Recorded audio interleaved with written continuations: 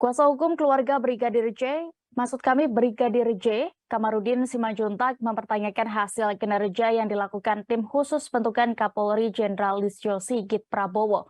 Pihaknya menilai tim khusus tidak transparan dan tidak menunjukkan kemajuan penyelidikan. Pernyataan itu dilontarkan Kamarudin seusai menjalani pemeriksaan untuk melengkapi BAP Bareskrim Polri sebagai pelapor kasus kematian Brigadir J. Ia mencontohkan ketidaktransparan itu, satu di antaranya tim sus yang tidak menjawab saat ditanya soal baju yang dipakai Brigadir J di hari kejadian.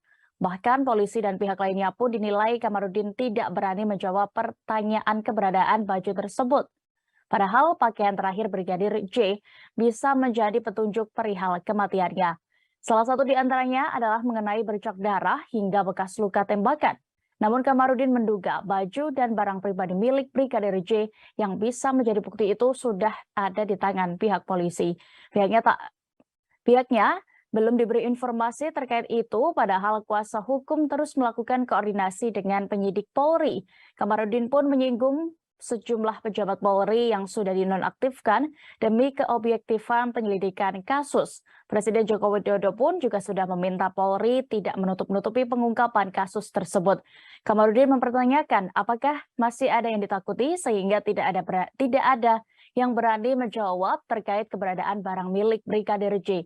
Ia mengaku tim penyidik tim sus justru mengusulkan agar pihak kuasa hukum bersurat kepada Kabareskrim Komjen Agus Ardianto untuk menanyakan barang-barang pribadi milik Brigadir J. Terima kasih sudah nonton. Jangan lupa like, subscribe, dan share ya.